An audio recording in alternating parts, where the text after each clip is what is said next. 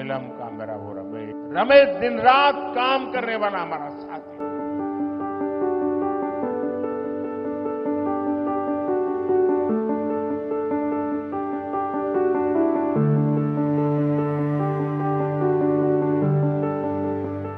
பாஜகவிற்காக நேர்மையாக உழைத்தவர்களை படுகொலை செய்துவிட்டார்கள் என்று அப்போது பிரதமர் மோடி உருக்கமாக பேசினார். இந்நிலையில் ஆடிட்டர் ரமேஷ் யார் என்ற கேள்வி எழுந்துள்ளது. தமிழகத்தில் பாஜக கட்சியில் தீவிரமாக பணியாற்றியவர்களில் ஆடிட்டர் ரமேஷும் ஒருவர். சேலத்தைச் சேர்ந்த இவர் பாஜக மாநில பொதுச் செயலாளராக பணியாற்றி வந்தார். அது மட்டுமின்றி 1970ஆம் ஆண்டில் இருந்தே RSS அமைப்பின் தீவிர உறுப்பினராகவும் பணியாற்றி வந்தார். RSS பாஜக கொள்கைகள் மீது தீவிரமாக பற்றுக்கொண்டு பணியாற்றிய இவர் ஆடிட்டிங் தொழிலும் பெயர் பெற்றதால் ஆடிட்டர் ரமேஷ் என்று அழைக்கப்பட்டார். மேலும் சேலம் மாவட்ட பாஜகவின் அடையாளமாகவும் இவரை பாஜகவினர் பார்த்தனர். சேலத்தில் உள்ள அவரது சொந்த ஊரான மரவநேரியில் குடும்பத்துடன் வசித்து வந்தார். வழக்கமாக தொழில் சார்ந்தவர்களும் கட்சிக்காரர்களும் பாஜகவினரும் ஆடிட்டர் ரமேஷை நாள்தோறும் பெருமளவில் சந்தித்து வந்தனர்.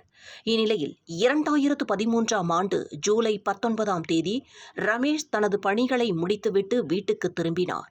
அப்போது வீட்டில் ஏற்கனவே பதுங்கியிருந்த ஒரு கும்பல் அவரை சரமாரியாக வெட்டி படுகொலை செய்தது. இந்த சம்பவம் பாஜகவினரை பெரும் அதிர்ச்சியில் ஆழ்த்தியது. கொலை சம்பவத்தை கண்டித்து பாஜக தலைவர்கள் போராட்டத்தில் ஈடுபட்டதோடு குற்றவாளிகளை கைது செய்ய வலியுறுத்தினர். இதைத் தொடர்ந்து தங்கள் அமைப்புகள் மற்றும் கட்சியை சேர்ந்த நிர்வாகிகள் கொலை செய்யப்படுவதாக கூறி பாஜகவினர் கடந்த 2013ஆம் ஆண்டு ஜூலை மாதம் 22ஆம் தேதி மாநிலம் தழுவிய கடையடைப்பு போராட்டத்திற்கு அழைப்பு விடுக்கப்பட்டது. இந்த சம்பவம் குறித்து CBCID போலீசார் விசாரணை நடத்தினர். தீவிர விசாரணைக்கு பிறகு போலீஸ் பக்ருதீன், பன்னா இஸ்மாயில், பிலால் மாலிக் ஆகியோர் கைது செய்யப்பட்டனர். குற்றப்பத்திரிகை தாக்கல் செய்யப்பட்டு அவர்கள் சிறையில் அடைக்கப்பட்டனர்.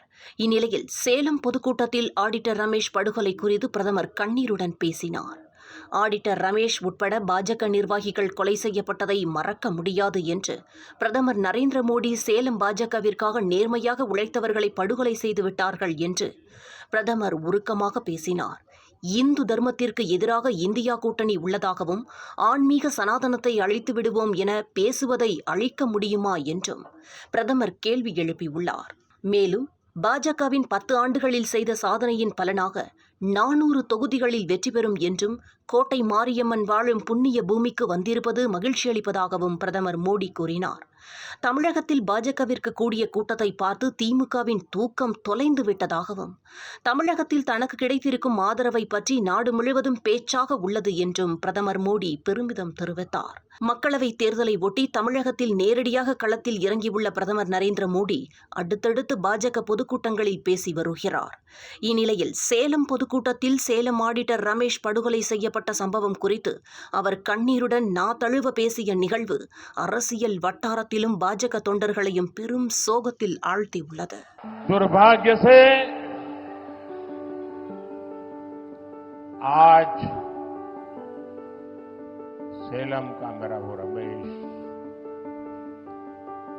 हमारे बीच नहीं है।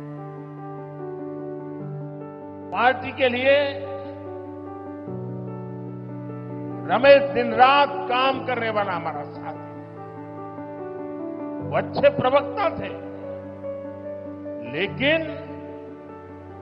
उनकी हत्या कर दी गई थी।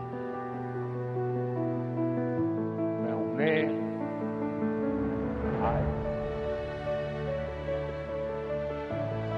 अपनी श्रद्धांजलि अर्पित करता हूं. இங்க சேலத்துல நான் கால் பதிச்ச உடனே என்னுடைய நெருங்கிய நினைவுகள், நண்பர்கள் உங்களை பத்தி எல்லாம் யோசிக்கும் போது திரு KN லக்ஷ்மணன் ஐயா அவர்களை நான் நினைவு கூறுகிறேன்.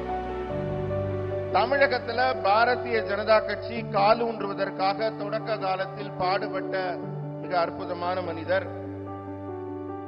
எமர்ஜென்சி காலத்துல கூட அவர் பல தடைகளை மீறி கட்சியை வளர்க்க பாடுபட்டவர், பல பள்ளிகளை நடத்தியவர்.